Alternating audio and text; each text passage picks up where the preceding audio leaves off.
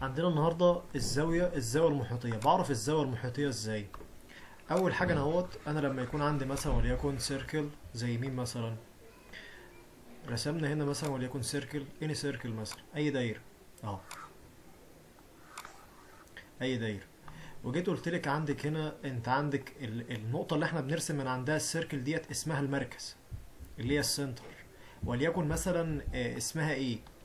واما اجي ارسم لك مثلا وليكن هنا، عندك هنا ده كده وتر، تمام، اللي هو اسمه كورد بالانجليزي، وده نفس الكلام وتر. طيب البوينت دي اللي هي الرأس ده اسمه مثلا وليكن سي، البوينت دي وليكن A، او مثلا F، والبوينت دي وليكن L. اما تلاقي عندك هنا الزاوية اللي موجودة على الدايرة، يبقى دي اسمها زاوية محيطية.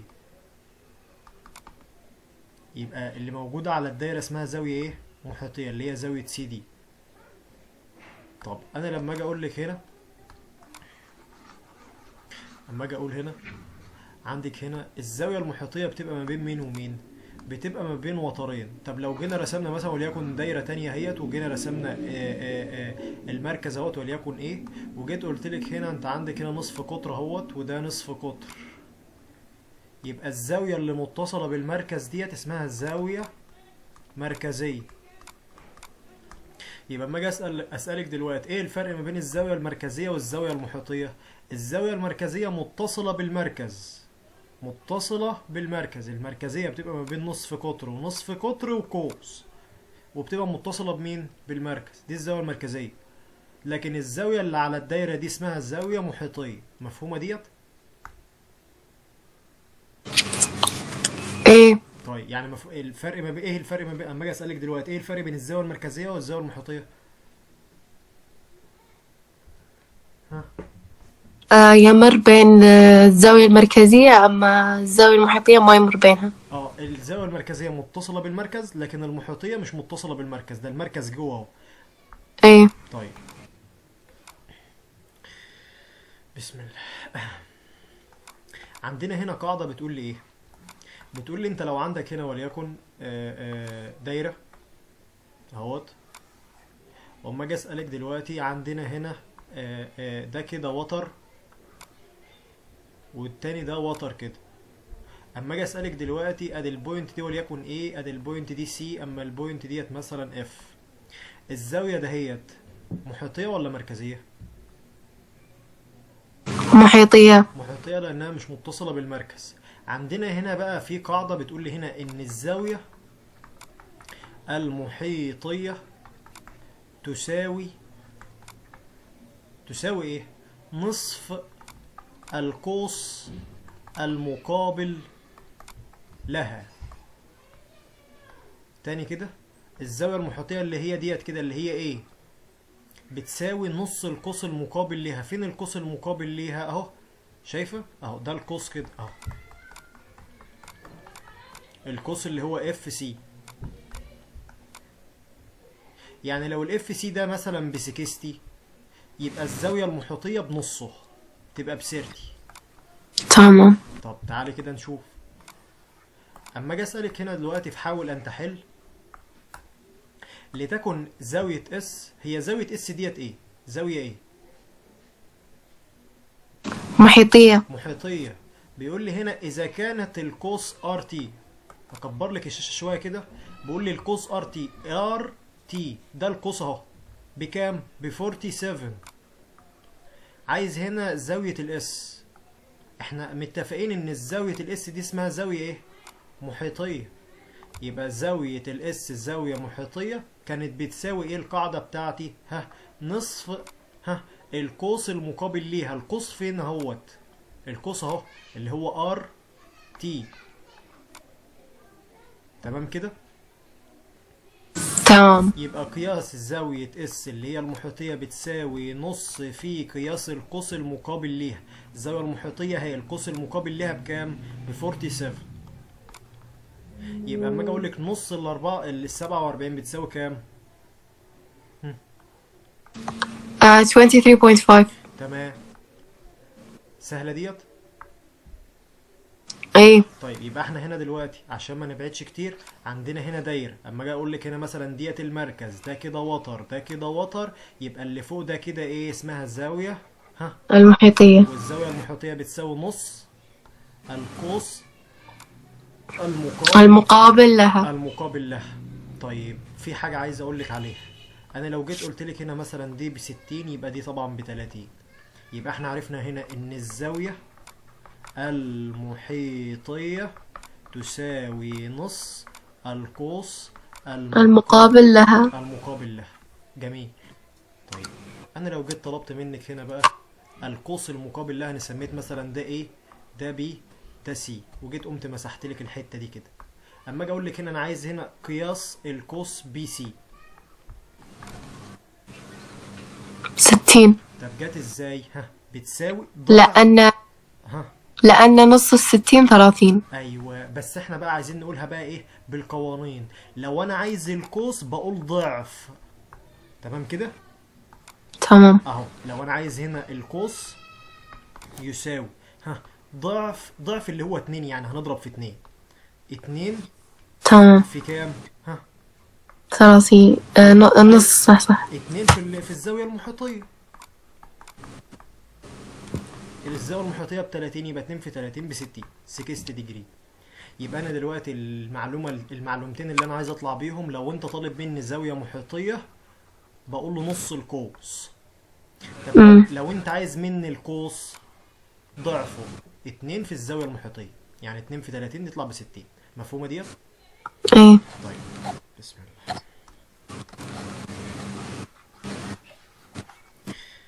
هنا اهوت بيكرر لي برضو الكلام. هنا بيقول لي هنا انت عندك اهوت اول حاجة ان الزاوية ديت اللي هي الاس ديت زاوية محيطية لانها متصلة بالدايرة. بيقول لي هنا بتساوي نص القوس المقابل لها اللي هي ار تي. برضو هنا الاس برضو نفس الكلام، برضو نص الار تي. الاس برضو نفس الكلام هنا ايه، ار تي. تمام كده. تمام. طب هو لو جاني هنا قال لي في مثال 2 اهوت، وجيت قلت لك وليكن عندك هنا انا عندي اهوت، انا هرسم لك الدايره بس مش هرسمها لك مره واحده بحيث انك انت ايه تتخيلي معايا. طيب تمام. هنا دلوقتي اللهم صل على سيدنا محمد. رصت. اول حاجه هنا انا لما اجي اقول لك انت عندك هنا مثلا ده كده وتر وده كده وتر. الوتر ده هوت الرأس بتاعه اسمه اف. هنا دلوقتي هنا برضو هنا جي، وهنا كده دي. انا لما اجي اقول لك الزاويه ديت كده اللي هي اف دي اسمها زاويه ايش؟ محيطية. محيطيه. طيب الزاويه المحيطيه بتساوي ايه؟ ها، نص نصف القوس المقابل لها. القوس بقى اللي هو مين؟ دي جي. برافو عليك. طيب احنا بقى عايزين برضو لو جيت قمت قايل لك هنا ده كده وتر اهوت، ده كده وتر، ونفس الكلام هنا برضو وتر، ها، والرأس ده اسمه اي. هو الزاويه ديت كده زاويه ايه؟ محيطية. فين القوس المقابل ليها؟ الدي جي. بس كده. طب انت مش ملاحظه حاجه ان ايه. الزاويه المحيطيه دي مش هتبقى قد الزاويه المحيطيه دي ولا لا؟ بلى. ليه؟ لانهم مرسوم على نفس الايه، نفس القوس. نفس القوس. برافو عليك. هو جه قال لنا اهوت في السؤال هنا لو انت عندك القوس اللي هو دي جي 45.6، يعني القوس ده ب 45.6 ديجري. هو عايز هنا اكيد عايز الزاويتين المحيطيتين دول. يلا تعالى كده نجيبهم يلا مع بعض. بسم الله. يلا. اول حاجه هنا انا بطلب منك هنا في رقم واحد اهوت نمبر 1، بقول لك انا عايز قياس القوس، قياس الزاويه اف بتساوي الاف. تقوم قايله لنفسك ان زاويه الاف دي زاويه محيطيه، يبقى بتساوي نص، ها، قياس القوس القوس المقابل لها. اللي هو الدي ايه، الدي جي. طب يلا عوض. يلا انا عندي هنا زاويه الاف اللي انا عايزها، هحط هنا النص مضروبه، ها، في القوس اللي هو مين؟ 45.6. 45.6. هنيجي نعملها مثلا بالكالكوليتور اهو، ملتبلاي ادي 45.6 يدينا هنا 22.8 ديجري. يبقى الزاويه المحيطيه دي ب 22.8. مفهومه ديت؟ ايه. لو جيت طلبت منك هنا في نمبر 2، عندك هنا الزاويه الاي. زاويه الاي ديت ايه؟ زاويه ايه؟ ايش؟ زاويه الاي اهي، الاي. زاوية محيطية. يبقى الزاويه المحيطيه بتساوي ايه؟ نصف قياس 22. قياس القوس المقابل القوس المقابل لها. اللي هو الدي جي. يبقى عايزين زاويه الاي بتساوي الهاف ملتبلاي نفس الشيء. هتلاقي نفس الشيء. يبقى هتطلع برضو ب 22.8 ديجري. يبقى المعلومة هنا عشان هو هيديهاني كمان شوية في نتيجة أو في نظرية هنعرفها كمان شوية. لو عندي هنا إيه هي النتيجة ديت؟ إن لو عندي هنا الزاوية المحيطية دي مرسومة على القوس ده، والزاوية المحيطية ديت مرسومة على نفس القوس، يبقى الزاويتين المحيطيتين مالهم متساويتان. ويتين. سهلة؟ تمام. طيب بسم الله.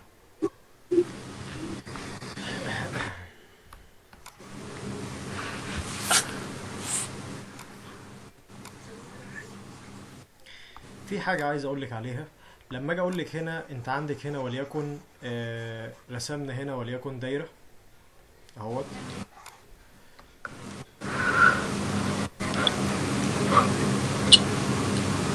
رسمنا دايرة. انا لما اجي اقول لك هنا انت عندك هنا ده كده وتر، ده وتر، والتاني ده كمان وتر اهوت. واما اجي اقول لك هنا ده كده A مثلا، وده كده B، واما اجي اقول لك هنا C. اما اجي اقول لك هنا انت عندك هنا قياس القوس AC عبارة عن نصف دائرة. اما اجي اقول لك هنا اهو، تعالى كده نكبرها شوية. اما اجي اقول لك هنا AC اللي هو القوس ده نصف دائرة. اما اجي اقول لك اوجد قياس زاوية البي. واحدة واحدة كده. اما اجي اسألك دلوقتي دي من الاساسيات، القوس اي سي اما اجي اقول لك نص دايرة، نص دايرة بكام؟ نص الدايرة. هي دايرة، هي الدايرة كلها بكام؟ بتبقى بكام درجة؟ 360. يبقى نصها نص 180. يبقى الاي سي دهوت اللي هو القوس دهوت، الاي سي بكام؟ ب 100 وكام؟ 180. يبقى انا عايز زاوية البي. تقولي لي كده ان زاوية البي زاوية محيطية. زاوية محيطية بتساوي نص القوس المقابل لها. القوس المقابل لها اسمه ايه بقى؟ AC. اي سي. نعوض بقى. يبقى ده النص في ال 180 يدينا النص 90. نص ال 180 90. تمام. يبقى زاوية البي دي بكام درجة؟ ب 90. 90 درجة. هو ايه نوعية 90 درجة؟ مش زاوية قايمة؟ يبقى 90 درجة، 90 درجة زاوية قايمة. يبقى لما اجي اقول لك هنا ان القوس دهوت مرسوم على نص دايرة، تعرفي على طول ان الزاوية المحيطية زاوية قائمة. سهلة؟ سهلة. طيب بسم الله.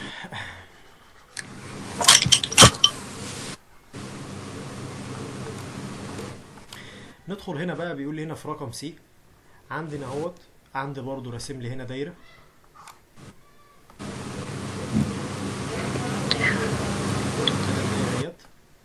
وراسم لي جواه شكل رباعي. يعني ايه شكل رباعي؟ يعني في 4 اضلاع. ادي اول ضلع اللي هو الوتر، وادي الضلع التاني اهوت نفس الكلام، وادي الضلع التالت اهوت، وادي الضلع الرابع.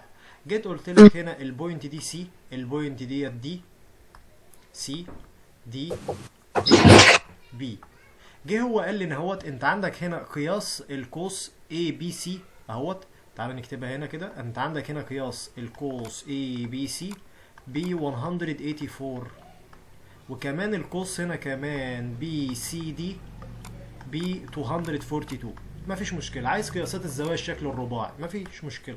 تعال نحددها كده. هو مديني دي كده اللي هو الاي بي سي. تعال نحدد الاي بي سي. اي بي سي يعني ده كله كده اهو. بص كده، انا هحدده لك اهو بالاحمر اهو.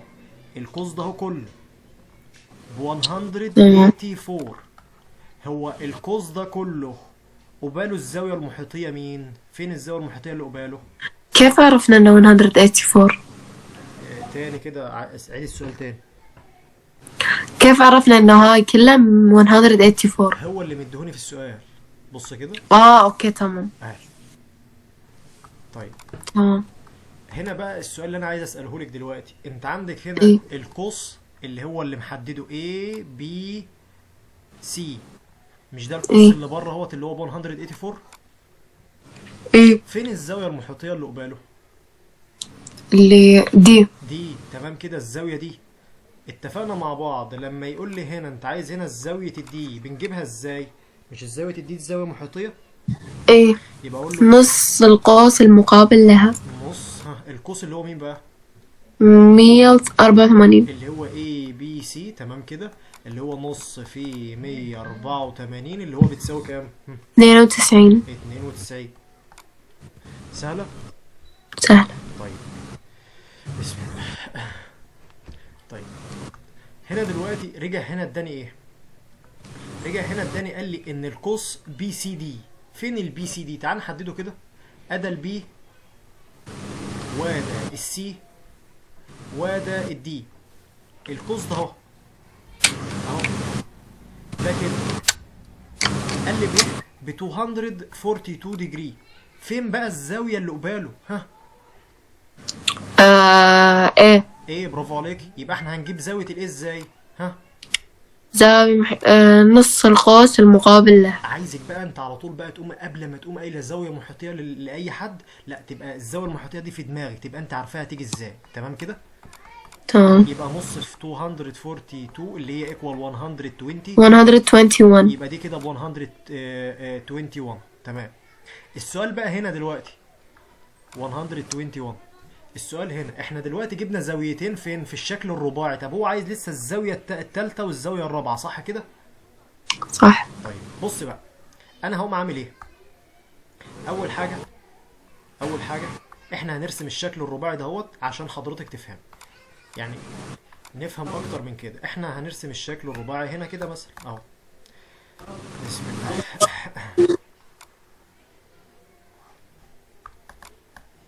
طيب ادي الشكل الرباعي اللي هو موجود هنا اهو. ده كده والضلع ده كده والضلع ده كده والضلع ده كده.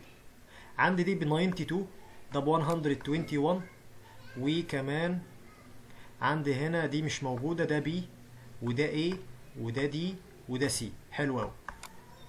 عندنا انا اهوت في قاعدة عندنا هتاخدها كمان شوية، تمام كده، بس احنا هنسابق بس في ايه؟ في الدرس. عندنا هنا قاعدة بيقول لي ان الزاوية ايه، الزاوية ايه زائد الزاوية اللي بتقابلها. مين اللي بتقابلها؟ مين اللي بتقابل الايه؟ فين اللي قبالها؟ اهي انا عمال اعملها لك اهي، السي، صح كده؟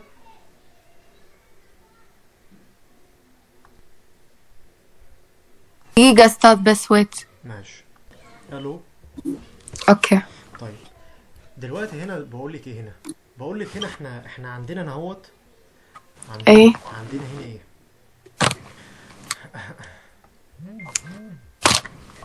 طيب هنا دلوقتي بقول لك هنا احنا عندنا الشكل الرباعي دهوت، في خاصية بتقول لي ان زاوية الايه زائد الزاوية اللي بتقابل الايه. فين الزاوية اللي بتقابل الايه؟ السي ولا البي ولا الدي؟ الزاوية المقابلة السي. سي. زاوية السي مجموعهم ب 180، يبقى الزاويتين اللي قبال بعض ب 180. طب انت عندك الايه الحمد لله ان هي موجودة ب 121 بلس الميجر للانجل السي. الزاوية السي موجودة؟ لا. لا. خلاص يبقى انا هسيبها زي ما هي ايكوال 180. يبقى انا هودي ال 121 في الجهة التانية عشان اجيب زاوية ايه؟ السي. 180 ماينس 121 يبقى 10 ماينس 1 ايكوال 9، 7 ماينس 2 ايكوال 5، يبقى ايكوال 59. يبقى دي كده ب 59 ديجري. سهلة؟ سهلة. طيب نكمل برضو الخاصية بتاعتنا. برضو عندي هنا انا عايز زاوية البي، برضو ده شكل رباعي، زاوية البي زائد الزاوية اللي دقيقة أستاذ ممكن تعيد؟ حاضر اعيدها لك تاني. احنا في البداية احنا ما كناش عارفين زاوية السي، صح كده؟ إيه صح. بقول لك في الشكل، مش ده شكل رباعي كده؟ إيه رباعي. الشكل الرباعي بيقول لي ان الزاوية ديت كده اللي هي زاوية الايه زائد الزاوية اللي بتقابلها اللي هي زاوية السي، مجموعهم ب 180 ديجري. تمام. طب زاوية الايه الحمد لله ان هي موجودة ب 121 بلس. أيوة. هو زاوية السي موجودة؟ لا، احنا لا. عايزين نجيبها، يبقى هنسيبها زي ما هي ب 180. بقت معادلة خالص بقى، هودي ال 121 في الجهة التانية هنا، يبقى قياس زاوية السي. نعكس إشارتها. ايوه 180 ماينس 121 ايكوال 59. سهل. تمام. طب برضو نفس الكلام هنا برضو في الشكل الرباعي هنا ده اهو. زاوية البي زائد الزاوية اللي بتقابلها اللي هي زاوية الدي، دي مجموعهم بكام؟ 180. لان ده شكل رباعي. طب زاوية البي إيه. مش موجودة، هسيبها زي ما هي. زاوية الدي الحمد لله ب 92 وهنا 180، يبقى هودي ال 92 هنا في الجهة التانية، يبقى زاوية البي ايكوال 180 ماينس 92. 92. طيب يبقى هنا في ماينس هنا كده، يبقى انت عندك هنا 180 ماينس 92 ايكوال 88. تمام. سهلة؟ سهلة. هو كان طالب مني هنا، عايز هنا الزوايا الأربع اللي موجودة في الشكل الرباعي، جبناها الحمد لله. إيه. سهلة الحمد لله يعني. طيب. سهلة. طيب تعالى يلا نحل هنا، في حاول أن تحل ديت. هنا دلوقتي بيقول لي هنا إيه؟ بيقول لي هنا أنت عندك هنا أهوت، بيقول لي هنا إذا كان قياس القوس ار اس تي، ركزي في دي جامد. عندي هنا الار وعندي هنا الاس وعندي هنا تي، يعني القوس دهوت اللي هو بيقصده ده كده اهوت ب 164. هو عايز هنا زاوية ار في تي. ار في تي يعني عايز الزاوية دي. الزاوية ديت ايه؟ زاوية ايه؟ وين؟ محيطية اهي، الفي اللي هو يقصدها أيوة محيطية. محيطية، بتقابل القوس ان هو ار اس. RST. يبقى زاوية ار في تي، قياس زاوية ار في تي اللي هي المحيطية بتساوي نص القوس المقابل لها اللي هو ار، مقابل لها اللي هو مين؟ ار اس ايه؟ RST. يبقى ادي النص ملتبلاي 164 هيبقى ايكوال ايه بقى؟ 164. 82. 82. يبقى الزاوية دي كده انا هشتغل بقى العلامة دي خالص اهيت واحط هنا كده 82. سهلة؟ إيه. طب تعال نكمل. هنا بيقول لي لو انت عندك الزاوية اللي هي اس بي يو. اس بي يو يعني يقصد الزاوية اللي في النص دي اللي هي البي دي ب 79. ب 70 ايه؟ 9. عايز هنا القوس اس تي يو. اس تي يو اهي. تمام. هو مديني الزاوية المحيطية ب 79، يعني اما ارسم لك هنا دايرة اهو، وجيت قلت لك هنا اهوت انت عندك كده اهوت دي كده ب 79 دي البي، وعندي هنا ادا اليو، وده النقطة دي التي، وده النقطة دي كده الاس. انا مديك زاوية محيطية، لو عايز القوس يبقى بيساوي ضعف ولا نص؟ نص. ما احنا لا، ده كانت زاوية كانت نص، الزاوية المحيطية بتساوي نص، انما القوس انا عايز القوس. القوس هو احنا مش هنا في رقم واحد كنا عايزين الزاوية؟ نطرح. لا لا، ها. احنا بص كده هفكرك بيها. بص كده،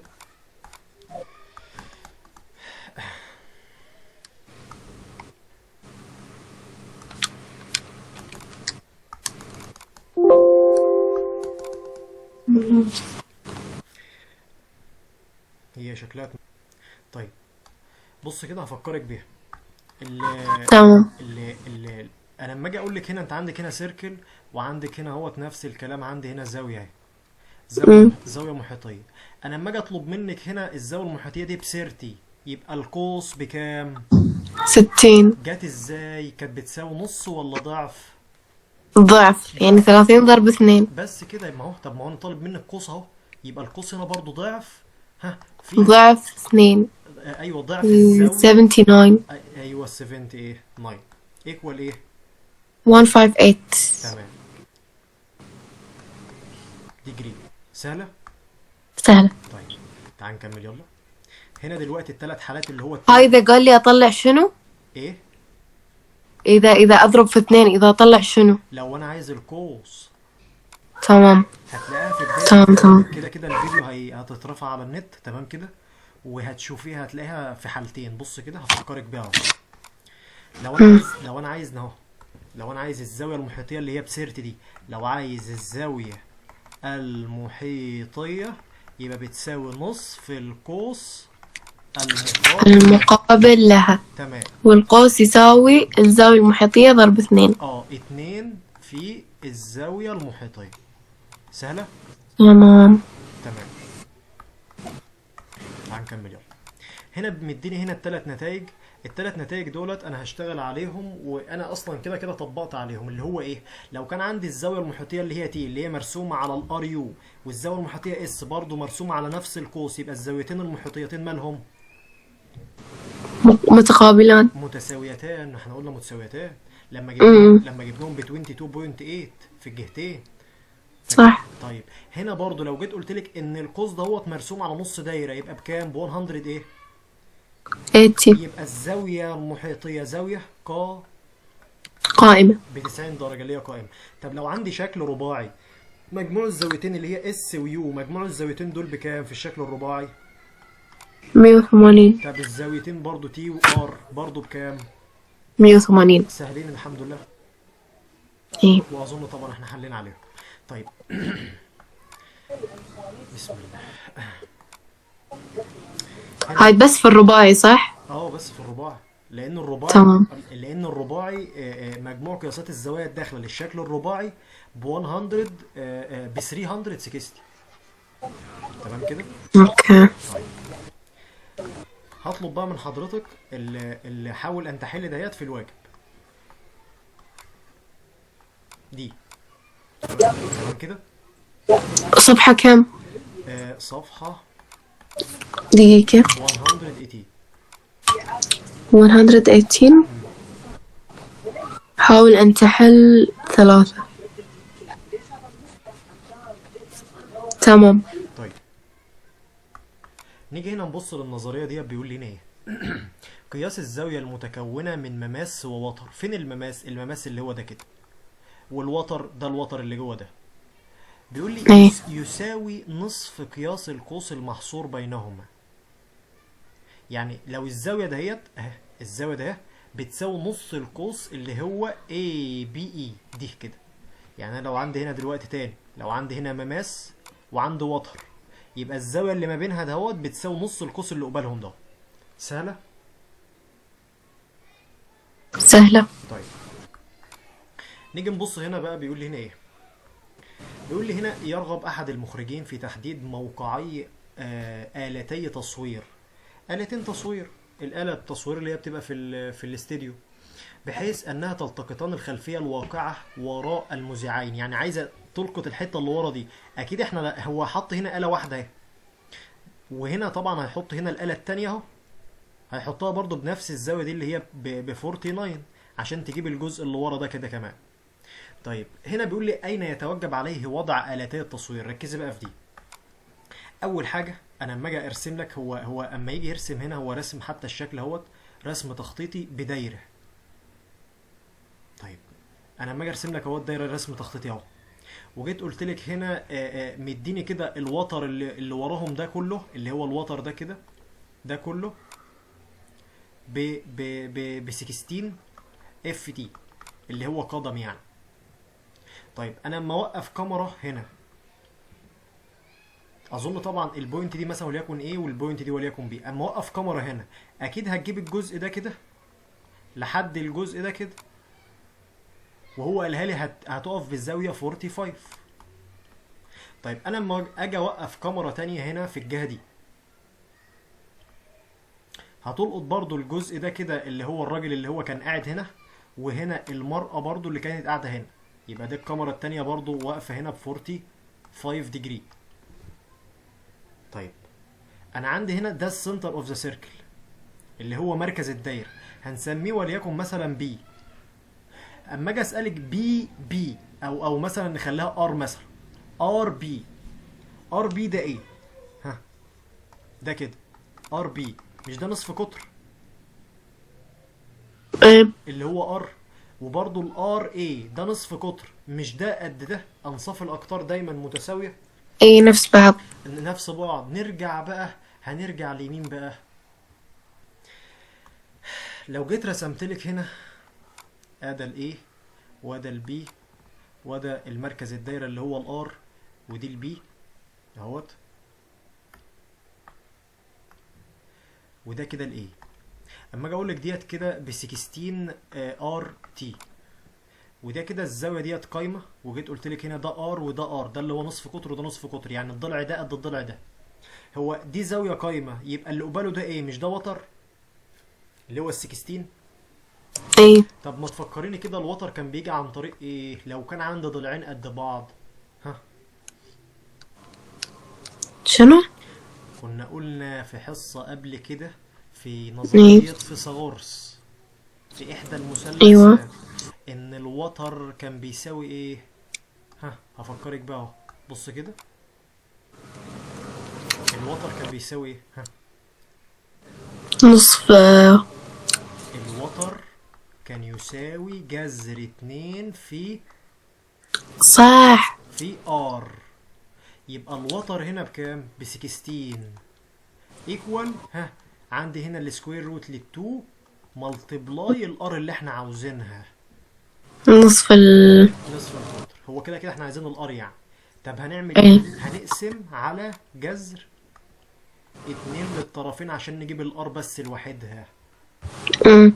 طيب هنا دلوقتي عندي هنا هيتفضل هنا ار ايكوال 16 اوفر 16 على جذر 2 اللي هو 16 اوفر السكوير روت لل 2 هتبقى ايكوال ايه؟ 8 السكوير روت لل 2. جذر 2. ايه. عايز تعرفي جت منين ولا انت عارفه؟ ايه عارف. طيب يبقى هنا هتبقى 8 جذر 2 وده برضو 8 جذر 2. عرفت حل المسألة تيجي ازاي؟ ايه. طيب بسم الله. بس كذا. بس كده، هو ده البعدين. طيب عايزك برضو نفس الحكايه زي ما انا اديتهم بالواجب الاتنين ده همت تطبق من فهمك. من 5 ل8. اه تمام، دقيقة. صفحة كم؟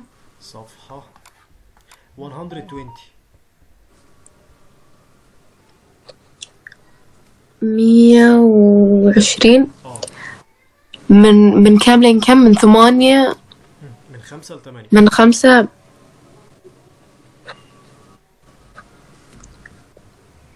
تمام كده. ايه. طيب وكمان في واحده كمان هنا كمان اهيت، اهيت نفس الصفحة. لا لا، صفحه تانية 121. 121. من 22 ل25. تمام. تمام كده. طيب يلا بقى عشان نبدأ بقى في درس جديد لأنك متأخرة. هنبدأ بقى في درس جديد في حصة جديدة. لحظة أوقف.